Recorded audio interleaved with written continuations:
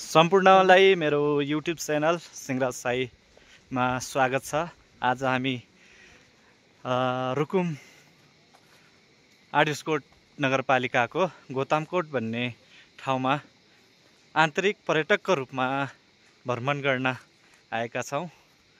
यहाँका रमणीय ठाउँहरू हेर्नको लागि यस भिडियोलाई चाहिँ अन्तिमसम्म हेरिदिनु होला। मन परेमा लाइक, शेयर, सब्सक्राइब पनि गर्न नबिर्सिनु होला। सबमा हामीले फाइदा लिएको नै भइसक्यो भन्ने माने हामीले गौतमहरूको उद्गम स्थल गोतामकोटमा हामी आइपुगेका छौँ। अब हाम्रो अहिले चाहिँ हामी यो थापा गाउँमा छौँ। हाम्रो जीवन सर चाहिँ काँक्रा टिप्न जानुभएको छ। अहिले काँक्रा आयो भने अब कति रुपियाँ पर्ने हो? 150 जति पर्ला जस्तो छ।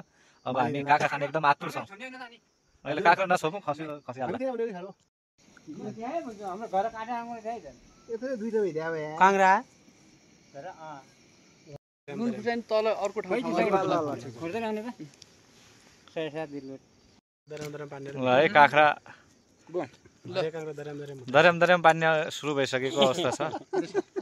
एकदम मिठो छ काङ्ग्रा। आइसकेको छ। अहिले नसिद्धाउने अहिले खेल्नु पर्यो। अहिले माछा खान लागे भन्छ त्यति। अहिले माछा खान लागे फर्स्ट कस्तो के माछा बोइल माछा